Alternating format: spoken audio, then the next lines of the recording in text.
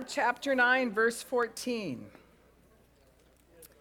I want to go back and revisit. We've been talking about faith and the contender against faith. The number one contender is pride.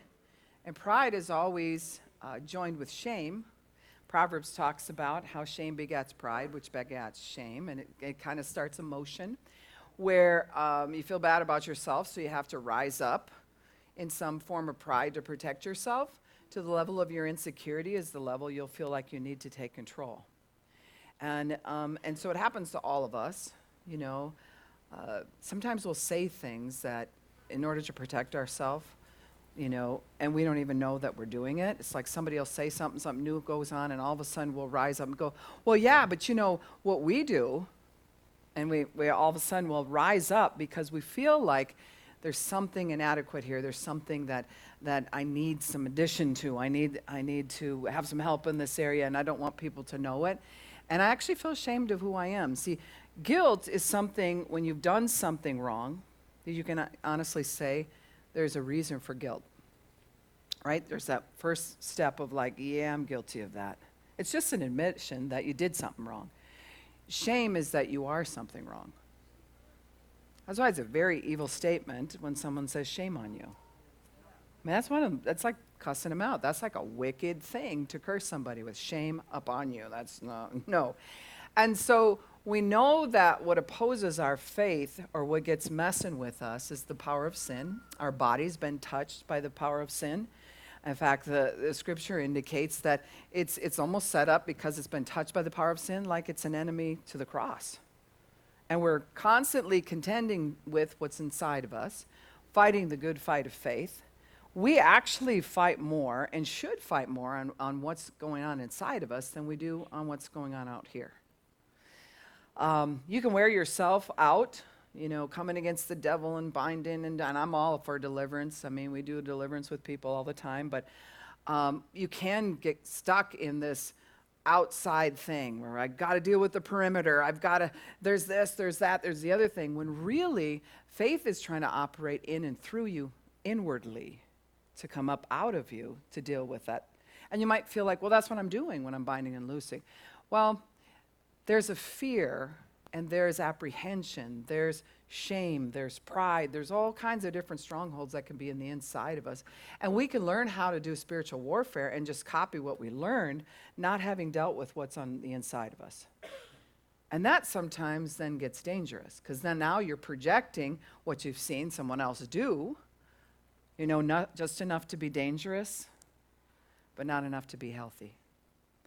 And that's not the kind of warfare we want to do. We want to be really productive in our warfare.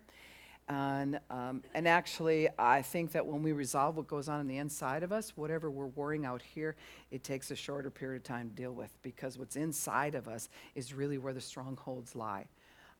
There's many books out on, you know, different things, you know, pulling down the strongholds over cities and things like that. I believe that prayer works on those things. But strongholds, according to the Bible, is what actually is in your mind, right? So if there's a stronghold over a city of poverty, that means the whole city's thinking poverty, right? So you can bind the force of it, but unless you transform and renew how the people think, the poverty will go on. See? So we deal with the spiritual sides of things, but the bigger part that needs to be dealt with is what's really on the inside of us, what we're going through. So this is why we need to understand whatever we're believing for, and you should be believing for something right now. I don't know anybody who should be on break right now. Because you can't really announce to the demonic realm, you know, something like, you know, I'm taking next week off, so you guys, you know, check me back the following week. No, they don't take breaks when it comes to us, and sin never takes a break. It's there. It's a force that's there. It's a darkness that's there, and if you remove light for any amount of darkness, darkness gets darker. Or any amount of time, I should say, it just gets darker. We have to keep the force of light there to dispel all forms of darkness. So we don't get to do the break on faith. Like today, I'm just taking a day off of my faith. Yeah.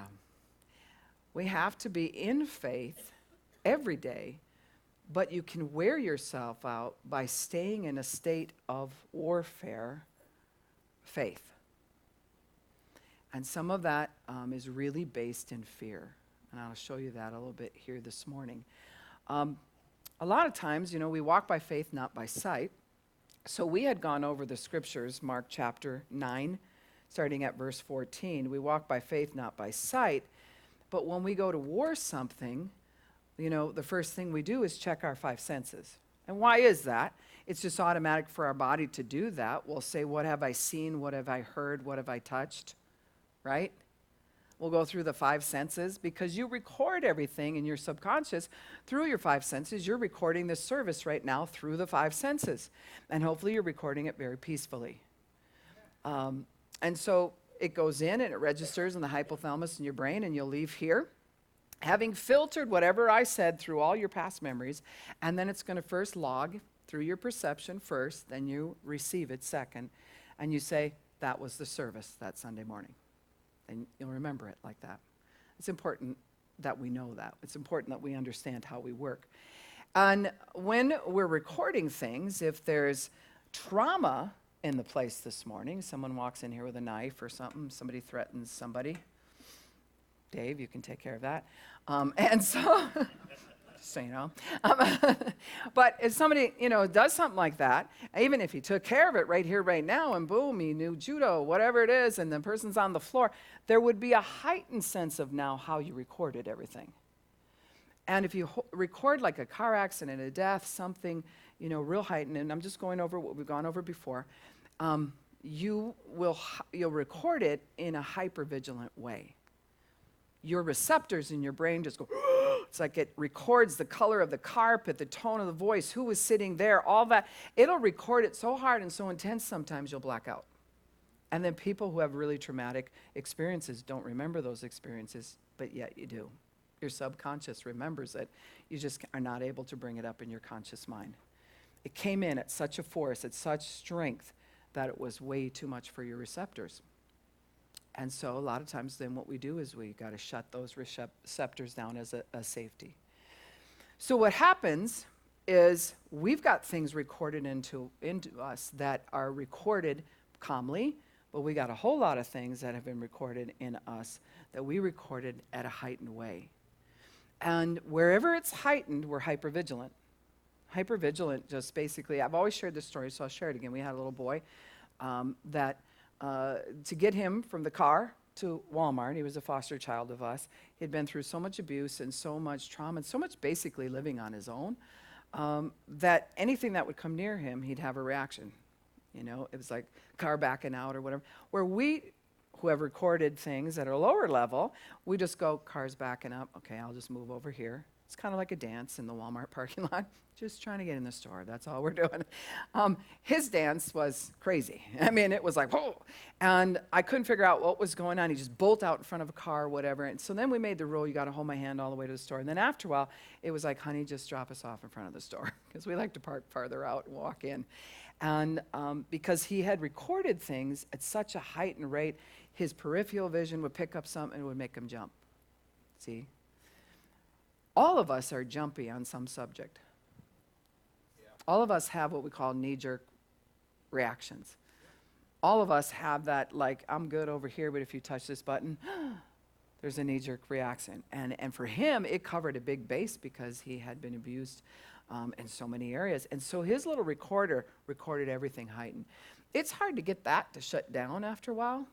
If you were through abuse when you were a child and you record everything heightened, you're not being abused presently, but you'll come in here and you're recording everybody's facial expressions. You're picking up on things that the average person doesn't pick up on because it's like, whoa, because you've learned to record things in a heightened way. And so in that, if we have any of those knee-jerk reactions, or if we have that type of recorder going on, if we've been touched in any area, I mean, you could be fine in all kinds of areas, but have had traumatic experiences in your finances, and somebody just has to say money, and your recording will come up, and suddenly you see things differently, and you're hearing people and not hearing people. It actually shuts down your ability to to hear what's really going on. You can't filter things properly. It messes with the computer of your brain. And if you feel that in any way, that will also cause you to have to protect yourself. And when we protect ourselves to the level of our insecurity will be the level we'll think we need to take control. So we either kind of curl up in a fetal position and do nothing, or we rise up and start making some big statements. And sometimes when we rise up, especially, we will take the word and use it at that point for our defense. And it comes out totally different than if we were at peace and God gave us a rhema and we spoke the word. But when you're not at peace, you can start speaking the word like, Father, in the name of Jesus, I take authority over. And fear will actually begat more than what your faith does at that point. So the goal is really not how smart you are in the word and how much faith you're really operating in. At that point, the point at that point is to get your fear receptors to go down. Get to a place of peace, get to a place of safety. And so sometimes people will come in the prayer line and will think, for those of you who like to pray for people in the prayer line, will think they need this, that, and the other thing. And really at that moment, they can't receive any of it. The thing they need is peace. Like, I can't even hear you right now. My head's going all over the place. My receptors are really high. I don't even know what I think about God at this moment. Please help me. And so your prayer then is reflective for them, is like, right now is not about you receiving, world peace. It's about you coming to a place of peace so you can hear, and so you're calm, and so you can receive. So sometimes we'll work with people, and sometimes you need to work with yourself to a point where you're like, yep, I'm going to pray some things, but not until I get the peace of God. I'm going to slow everything up. This thing's coming at me so fast, it's putting pressure. The devil always drives, and God always directs. And when God directs, he's very calm about it. He'll say, Beth, why don't you do this? Right? Dave, check this out. Have you thought of this? You ever have him ask you a question? He already knows the answer, but he wants to get your thinker thinking. So he'll just say, have you thought of this? And you're like, no, I didn't. Very peaceful, very calm. He's a good, good father. He's not all wound up, and he doesn't feel like he has to dominate everything, nor is he in the position where he's going to curl up in a ball. And he is not role modeling that to us. So when we look at faith moving, peace is a big part of it. Yeah. To come to a point where we've identified our first emotions, because like anger, for instance, is a secondary emotion. That means you felt something first. Whatever you felt first is what you need to deal with. And when you go to deal with that, you'll end up digging on the root of the problem to begin with. These are things we've talked about. And it's important that we know that, because if you deal with stuff in your anger, it's going to be crazy boundaries and, words coming out and things that you don't really believe, but they're coming out your mouth. And so pride and shame can just fit right into that like a hand in glove right in that moment. So really, what is the devil using? Is he using your lack of faith and all of these different things as much as he's just touching the buttons of your pain? So you got financial problems? He's just going, oh, really? You were believing for more? Let me see. Where's your pain? Oh, there it is. You just touch that, right? It just brings out the side of you that is not normally there. Pain will do that. You want to hug somebody and their back is just sunburned, they're going to have a different reaction than they normally do, right? Especially if you pat them real good. Hey, how you doing, man? It's a whole different... Things can come up, right? Protective things can come up. I've been being sanctified for years when it comes to pain or surprise or something that shocks or whatever. Because I've asked my husband, and he wasn't raised in a family with cussing and things like that. Like if you stub your toe, what comes to your mind first? That's what comes to your mind? See, I'm still headed there. I'm just being honest. There's some, if I stub my toe, it's like, because I don't want to say, And then I'm thinking, how long is it going to take me? I've been saved since 1981. So something that I shouldn't say, like, what is that? There's a training in there that I saw. I saw people in my family throw things. If they stub their toe and pick up something, kick something else, and they're, And then blank, blank, blank, blank, blank. And so it's like, why do we have that first response? It's trained into us and it has to be sanctified out. Well, when sin touches you, it always touches you with an aspect of pride and shame. Whether you participated in it or someone did it to you, it'll touch you with pride and shame, and then it'll seal the deal with fear. See, shame says, what will people think? There's something wrong with me. I'm wrong as a person. I was just wrong being born. I mean, it can come to that degree. Pride will be, nothing wrong with me. That's everybody else. It's everybody else. See, and yet, then once you announce how awesome you are, there's a fear you're going to lose that pedestal. And so you have to do everything to protect that you're right. See, to the degree that you are insecure, the degree you'll take control. So in this story that we went over last week in Mark chapter 9, in the Amplified, in verse 14, it says, when they came back to the other 9 disciples, so what had happened was the transfiguration took place, and there were some miracles before that, and here now the crowds were following. When they came back to the other 9 disciples, they saw a large crowd around them and scribes questioning and arguing with them. So the church people were upset. Immediately, when the entire crowd saw Jesus, they were startled and began running up to greet him. I found it interesting. Startled was the word there, and then they go running to greet him. He asked them, what are you discussing with them? One of the crowd replied to him, Teacher, I brought you my son possessed with a spirit which makes him unable to speak.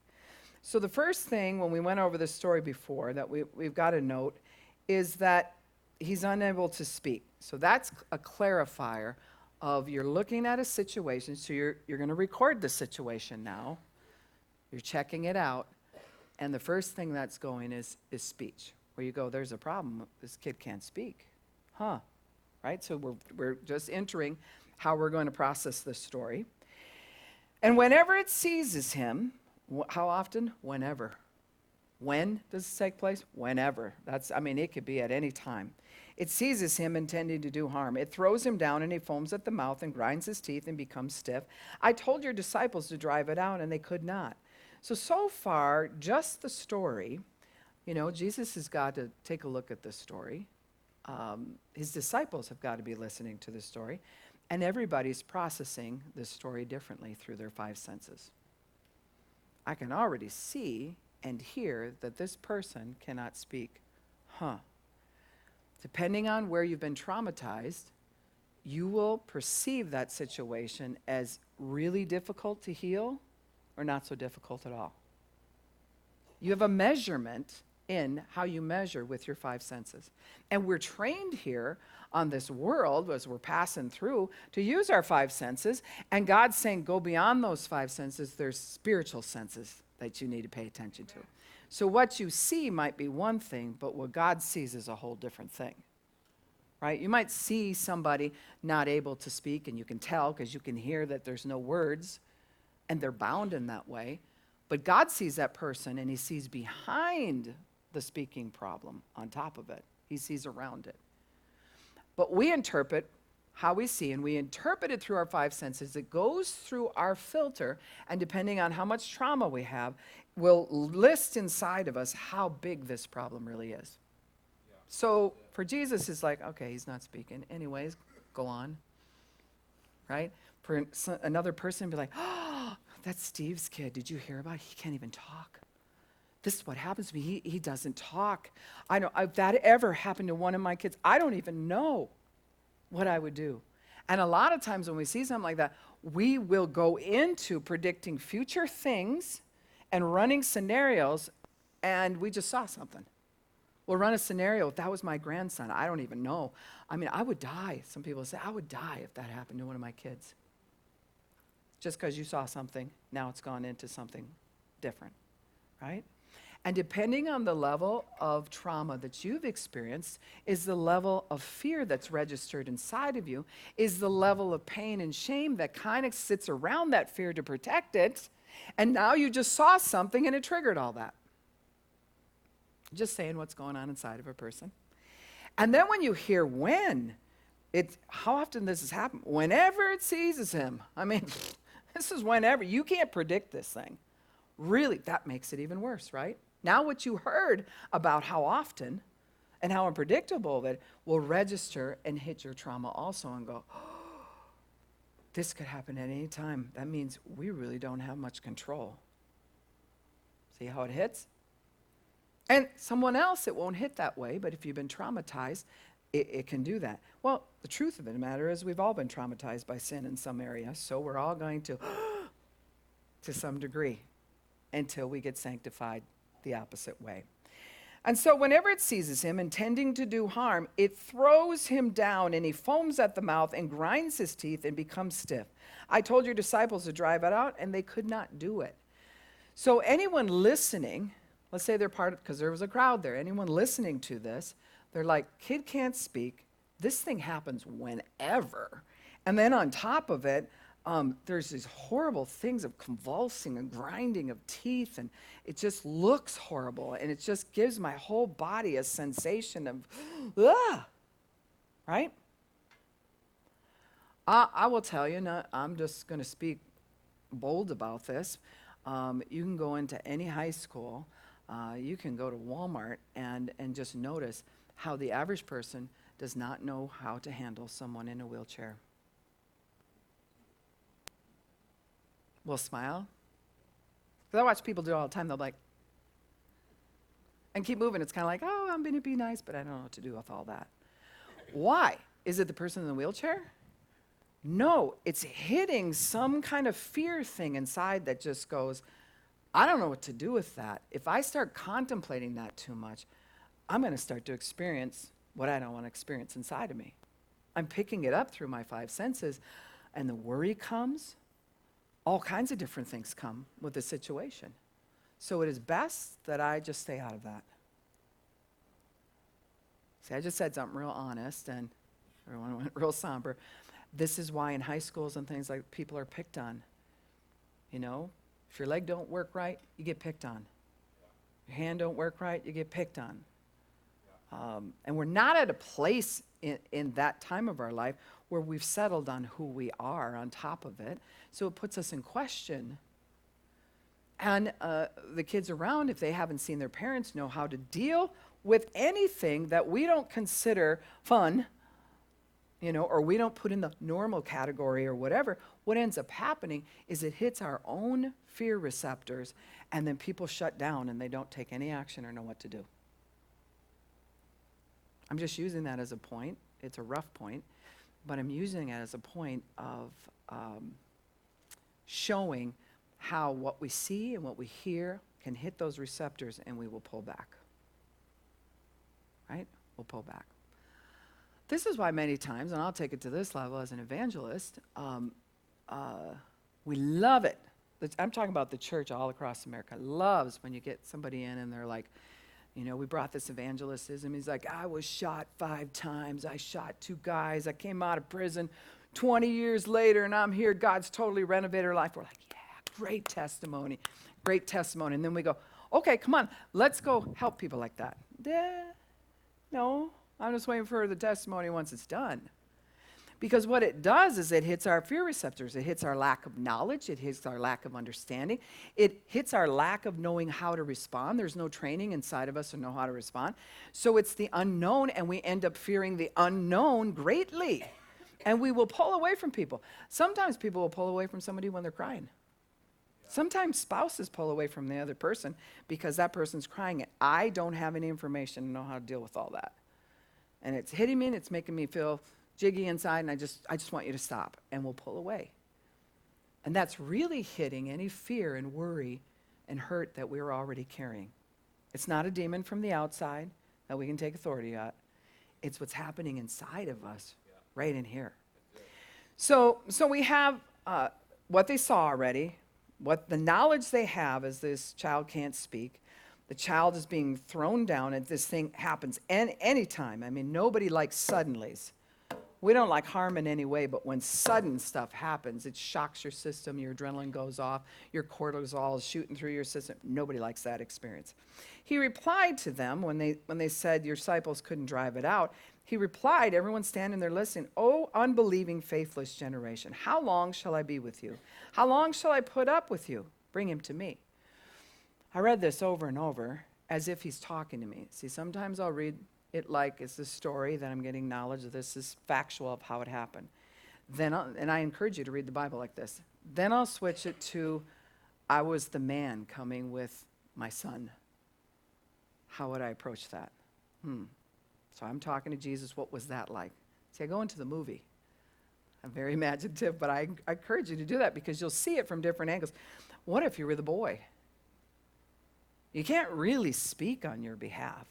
You don't know when this thing's going to throw you down. And on top of it, it isn't a physiological thing. This is a demon that has rendered him powerless over and over. So where would his faith be at that point to be like, this time I got it.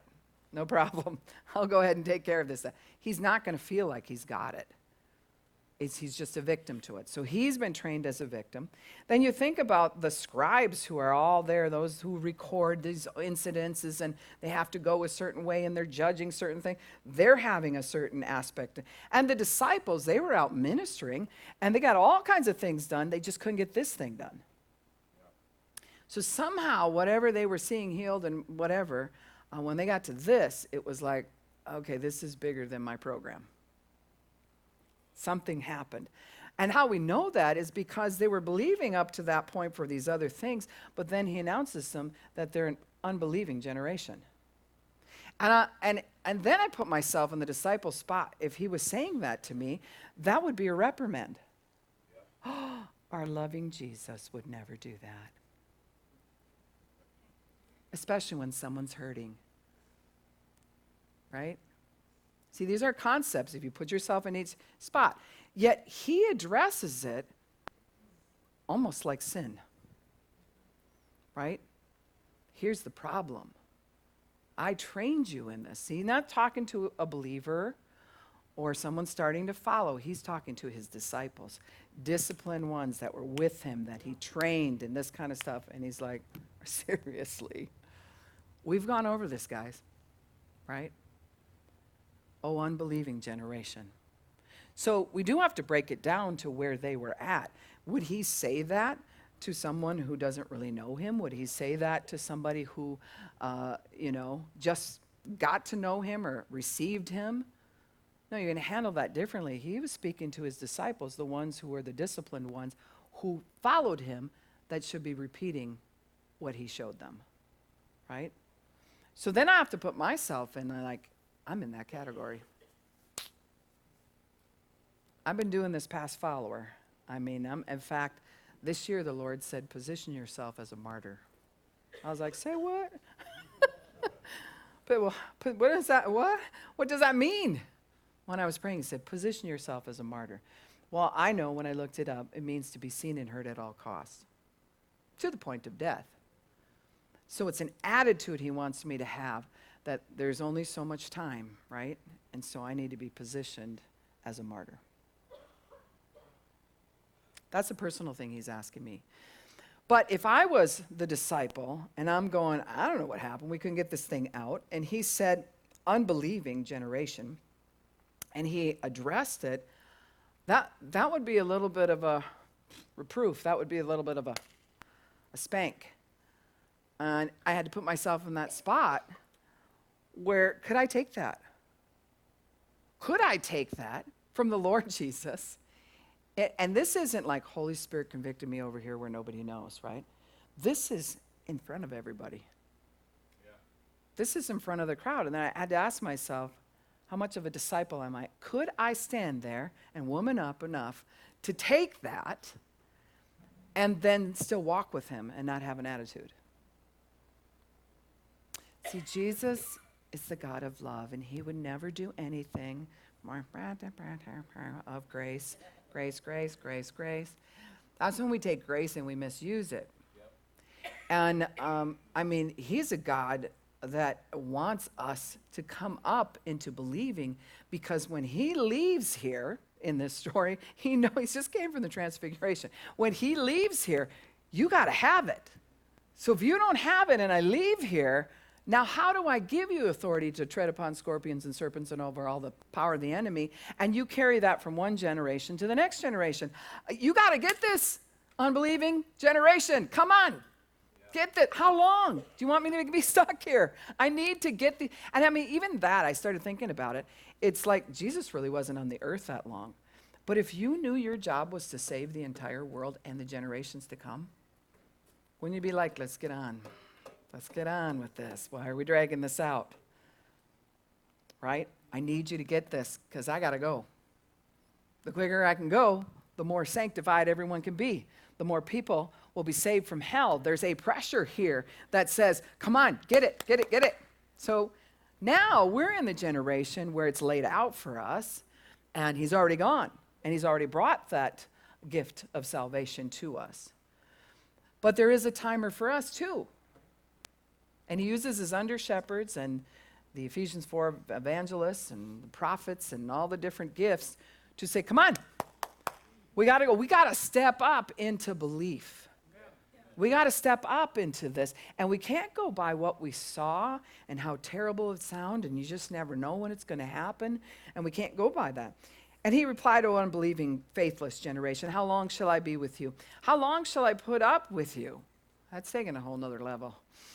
It's like, I'm putting up with the fact that you're not getting this, but I got this big mandate I got to do. I need you to open your hearts and get over on the believing side, right? He tells them in the end, which we'll go over again, how you do that. But they brought the boy to him, and when the demoniac spirit saw him, immediately threw the boy into a convulsion. So now we're not only hearing about it and hearing what was said that went in that port. Now I am seeing the convulsion. Now you are seeing the zeros and stuff in your checkbook. A lot of people don't do that anymore. They go online and, what? And now you are seeing something even more. The convulsion, too, is like a type of whatever's bugging you now is acting out. It's contorting. It's, you know. Have you noticed when you go through something and you say, we got to get this out of our family, we got to get this moving, we're going to cast this thing out, we got to get a whole different way of thinking, and we go to do that, the whole thing starts to convulse. Has this movement, you know? And you're like, now this is a problem, that's a problem, now my car broke down, the dishwasher broke. Why are you convulsing? Because you want me to see and to hear and to feel, right, all the different senses. You want me to pick up on that, so I'll be totally distracted while you're convulsing and let the fear that's inside of me take over.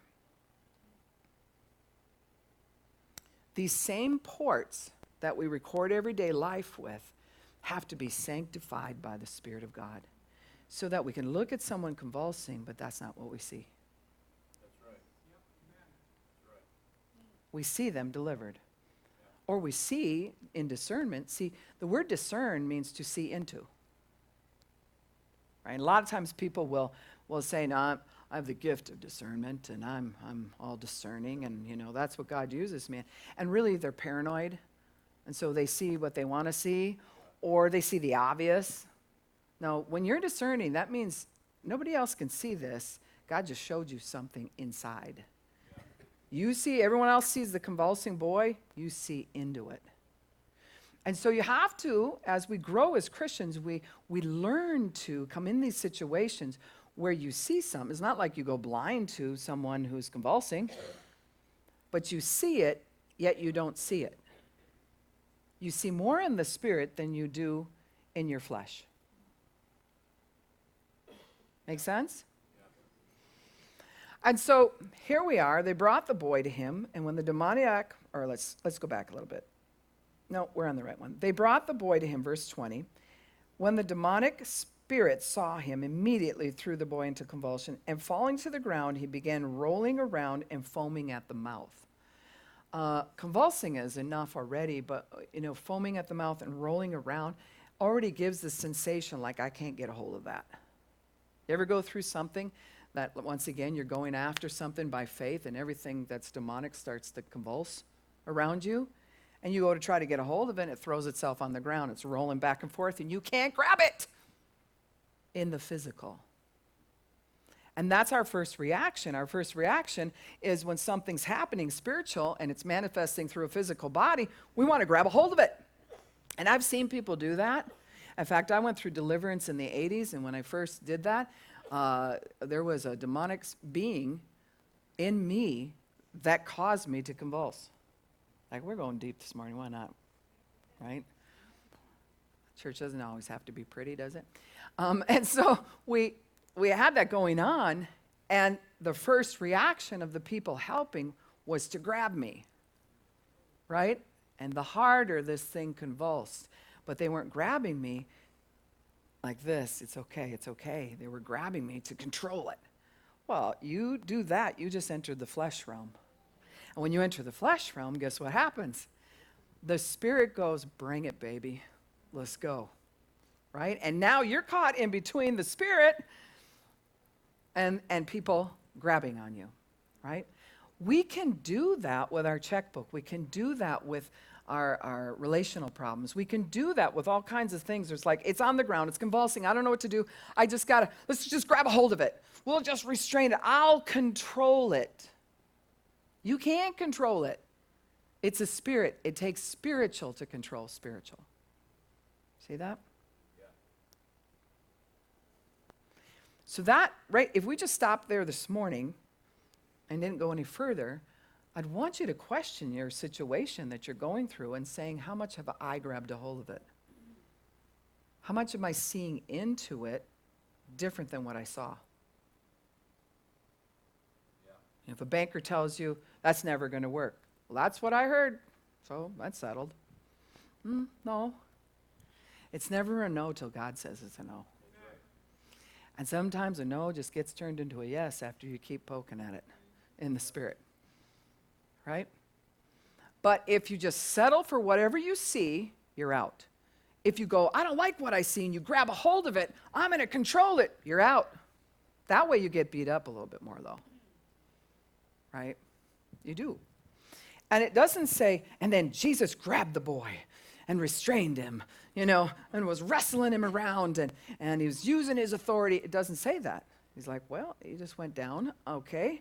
But he's seeing what they're not seeing. He's foaming at the mouth on top of it.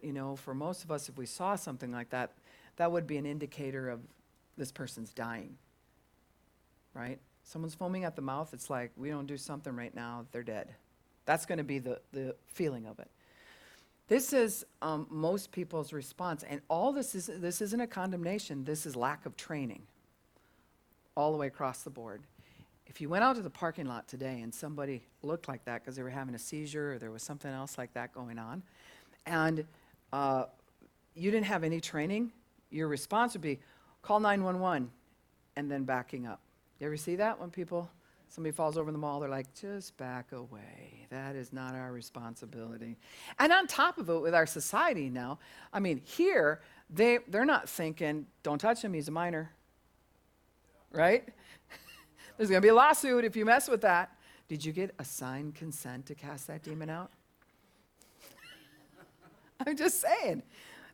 Now we see all that. We see somebody fall and we're like, can I even touch them? I don't even know. Do I have legal? And you're going through this whole thing. Do I move them? Are they going to sue me later? Am I going to get in trouble with the police when they show? And so people will just go, I'm out. Just from the legal point of view. We have recorded all this stuff. And it's preventing us from helping people. Because it's the thing of like, I don't want to get in trouble. I don't want to be hurt. I don't want to. So if you do nothing, you get nailed. If you grab a hold of it in your own strength, it's going to wrench you. It's going to turn on you and wrench you. And so you don't want to do that. So a lot of times we're caught in our situations doing nothing at all. So Jesus asked his father, now he wants to know some information. How long has this been happening to him? I don't know if he asked him that because he didn't discern it, or he asked him that because he's working with the dad trying to calm him down some because the kid's presently in a convulsion, right? Or did he ask him that for the sake of the disciples and the people that were watching, that they could say, well, if this has been since his childhood, that's a long time. And then in the end, when the miracle takes place, they go, wow. Rather than, it was just an hour ago this started. No, this has been since childhood. Which is something else you record as like, that makes it even more impossible. Yeah. The longer something's been there, the more impossible we'll register it. Am I not right? And that's kind of intense when you have something passing from one generation to the next. You can say, my grandma had this passed down to my mother, and now I'm dealing with, that's how long it's been there. It's a generational thing. It'll make it inside, just saying that, it'll make your faith go, oh. Because, I mean, what are you supposed to do with it? It's generational. See? And we can put it into that spot when you might be the one out of all the generations that God's saying, if they believe me, they're getting the information. If they just turn and quickly, immediately believe me, I will cut that off from the next generation. I'll get it out of their life. It will stop right here. The buck stops here, right now. Right? But if we're looking at it, we're recording it through, but that's generational. You know, my grandpa died of this. You know, and I heard his dad. And what they say is, and then we go, and every time we say something like that, it's not that we're sharing the story. I mean, you could share that same story in this way. You can say, my mother had it, her mother had it, and her mother before had it. So, you know, so I'm just praising God right now that he's cutting this off of me. See how it comes out differently? Even our voice inflection is different. But if we go, my grandpa died of a heart attack. And his dad was working at such and such. Now we're getting more detail about the story, and we're creating a video, and we're sharing how it's coming to this culmination. And he just dropped over dead at work. And they say that this is hereditary. The voice inflection goes differently, right? Because it really, our voice inflection is how we use our air. Without air coming in and out, you can't really talk.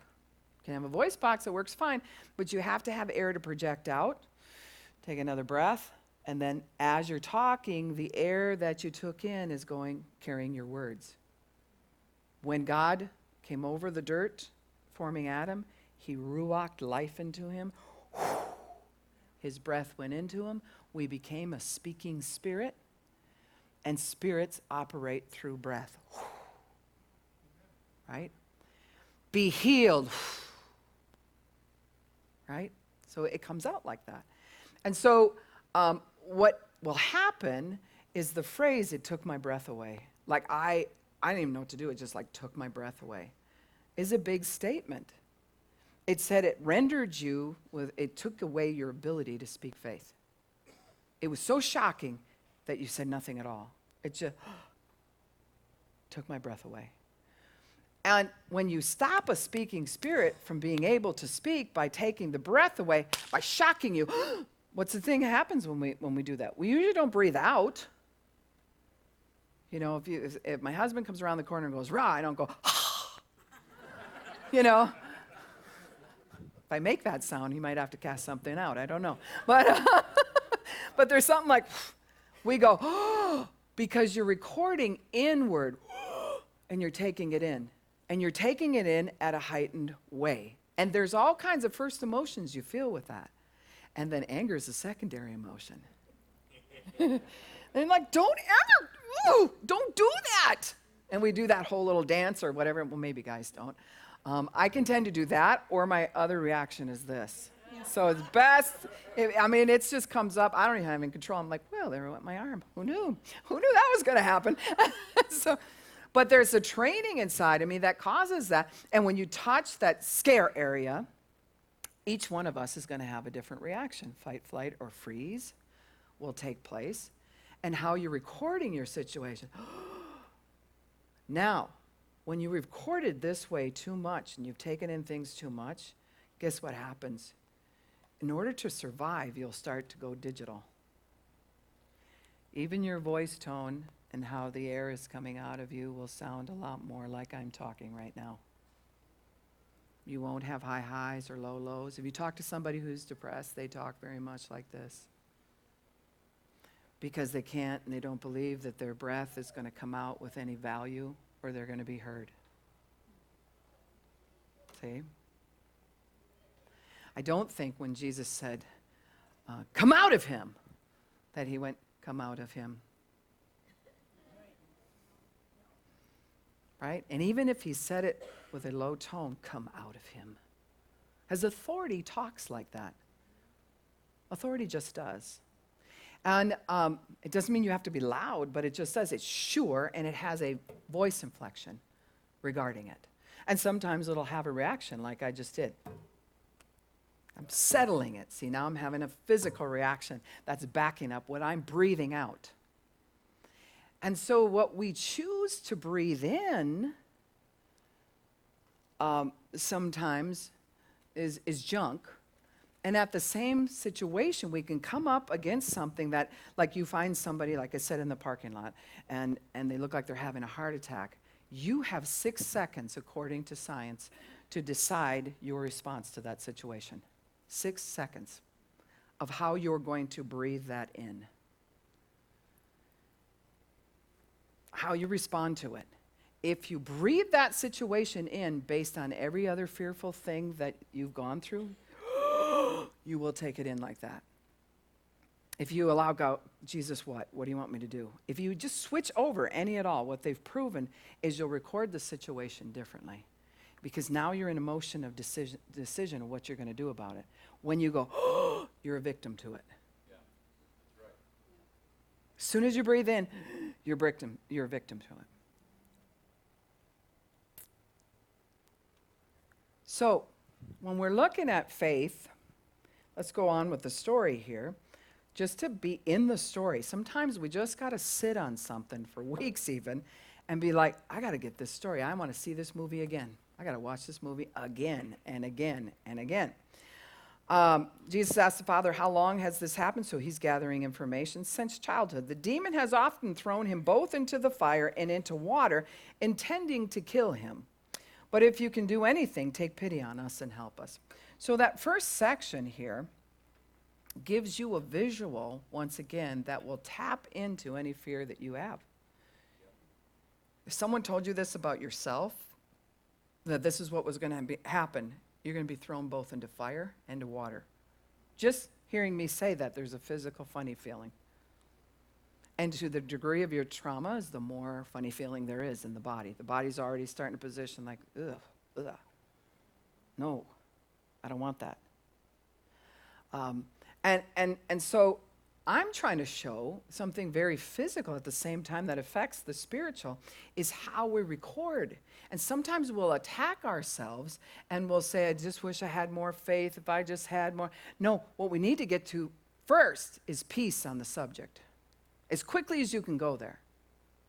Even if it demands help right now, you can say, the person, you go that little bit and you go, Jesus, what do you want me to do?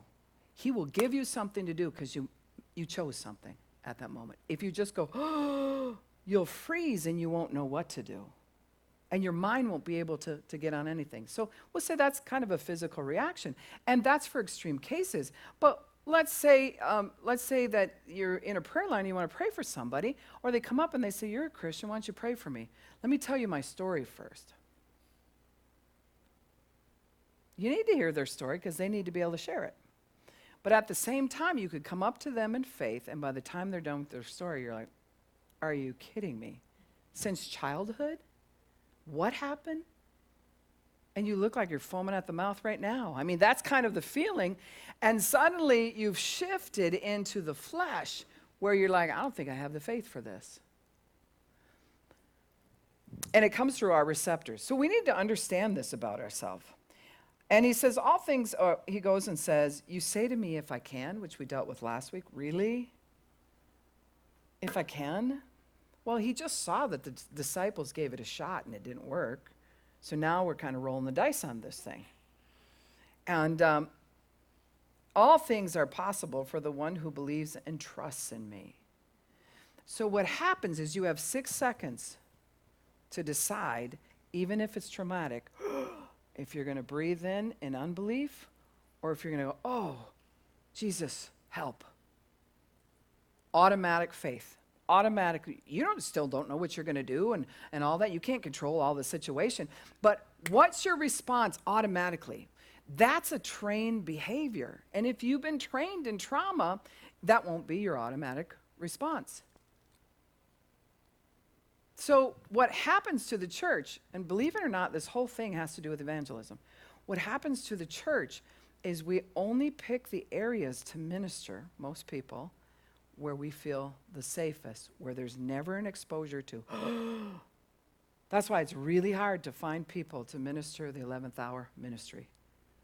11th hour ministry is when people are about to pass. Really hard because you're like, I'm touching that. That's going to mess me up. I'm going to, right? Would help if you had some training on it, but you get good at facing things in life by facing things in life. And so what's happened is the body of Christ is not moving powerfully because we're more retracted in than we know. Yeah, that's true. And even we set our heroes up that way. We'd be like, the hurricane's coming, and Matt went down there. I mean, he's a brave soul. Matt, let's pray for Matt. I mean, he is a brave soul. And it's like, because no one else could possibly do this but Matt. That's how we set it up. In our mind, we're thinking like that. We separate it out like these are our heroes, and they're the ones. We can't help in any way, but they're the... And we'll do that with evangelism. We'll do that with healing. We'll do that with working prayer line. We'll do that with however our fear sorted it out. I'm able to do this, but that's as far as I go. When all things are possible to those who believe.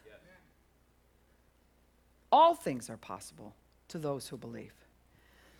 And it's our training of rejection and abandonment and orphan thinking and all those different things that every one of us has that will be our first responder reaction.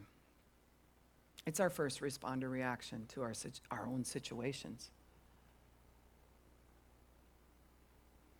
And he says immediately the father of the boy cried out with a desperate, piercing cry with all of his heart, really is what he's saying. I do believe. Help me, God, overcome my unbelief. I recognize now you called your own disciples unbelievers. And it didn't work for them. I need to come over. I'm not even one of your disciples and I need to come over. Just by that immediate choice, it changed everything.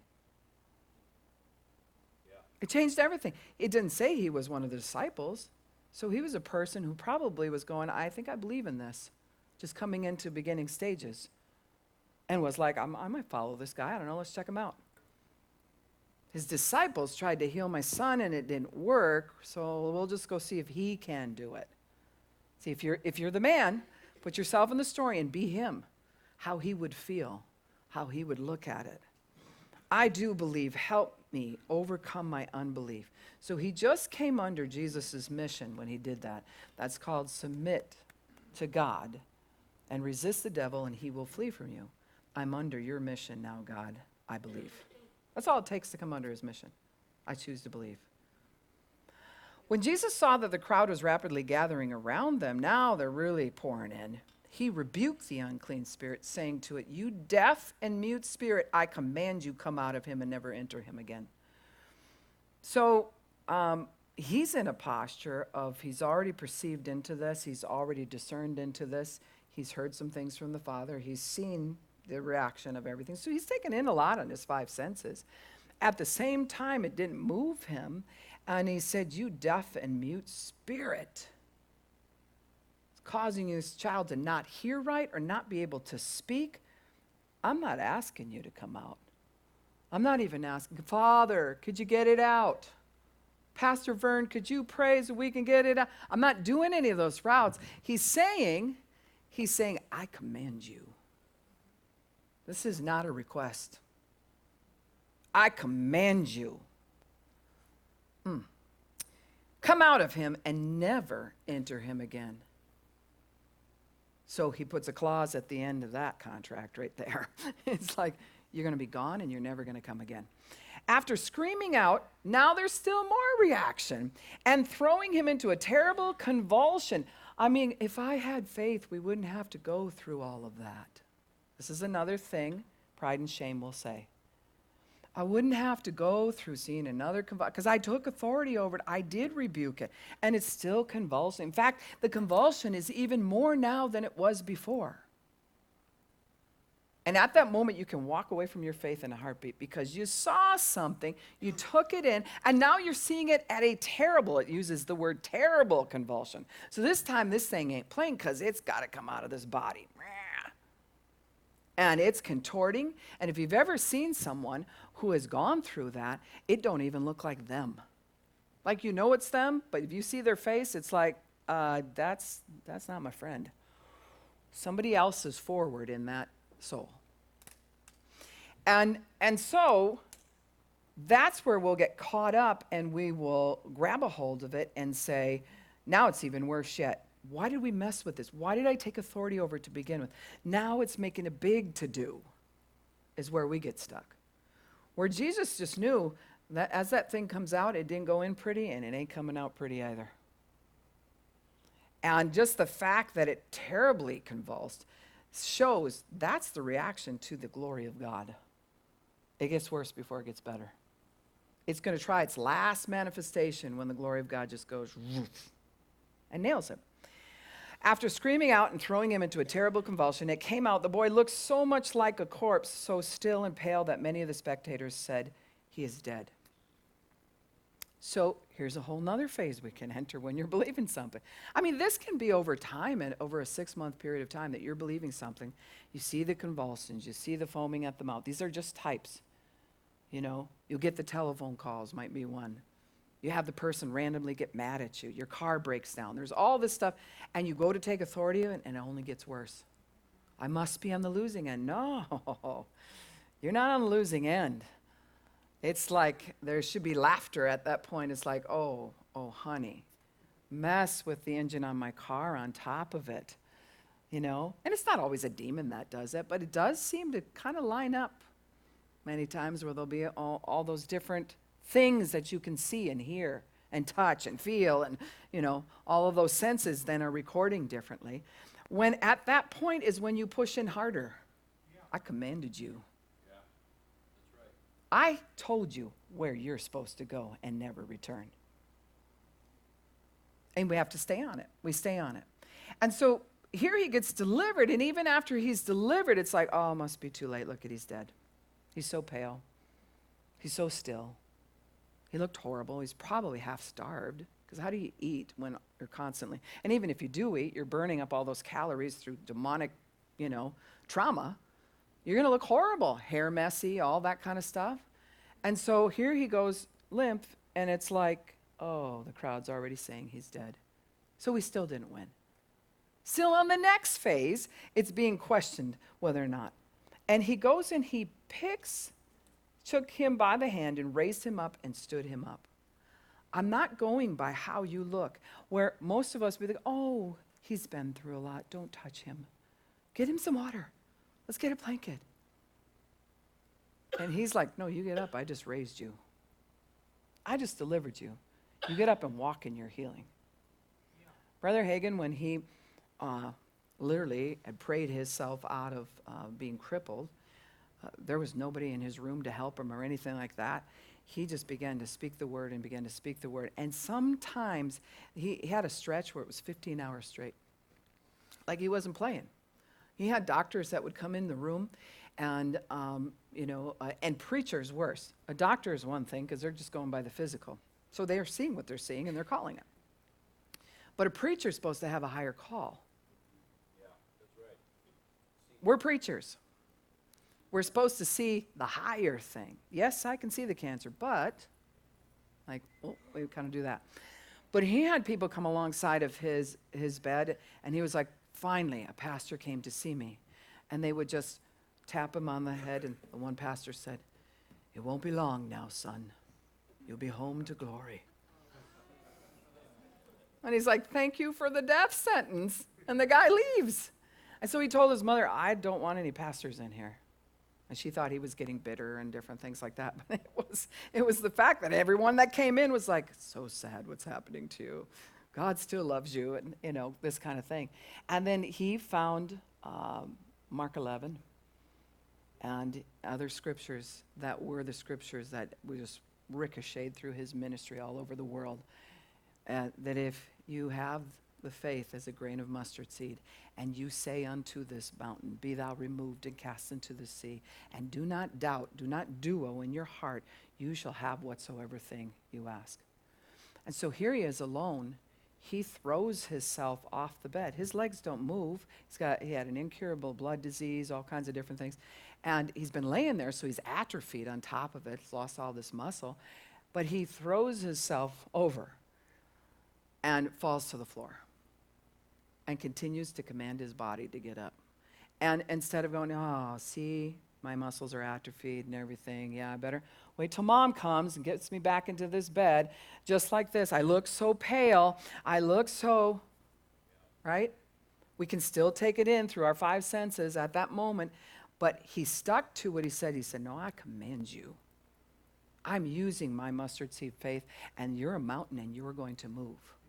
You're going to move. He had it to the point that when he went to school teachers were like, whoa, okay, let the half-dead guy go to school, right? And so they would come and they would offer, if he was in a classroom or whatever, because he looked so, that's what he looked like, that they came and they would be like, do you need me to get you some water? He'd say, nope. He wasn't going to let them serve him. He was going to get the water himself. Right? He wasn't going to posture himself at all. And then someone came and said, this wheelchair was donated. Would you mind using that? Because he'd walk down the hallways just holding, and doing this, trying to get somewhere. And he put himself in school doing that, right? His mother wasn't there to help him. That takes some tenacity to do that. Yep. Now, I just got like a minute to deal with this, and maybe I can talk about it, because I am that preacher that talks about the things that you're already thinking in your head, and I am willing to say it.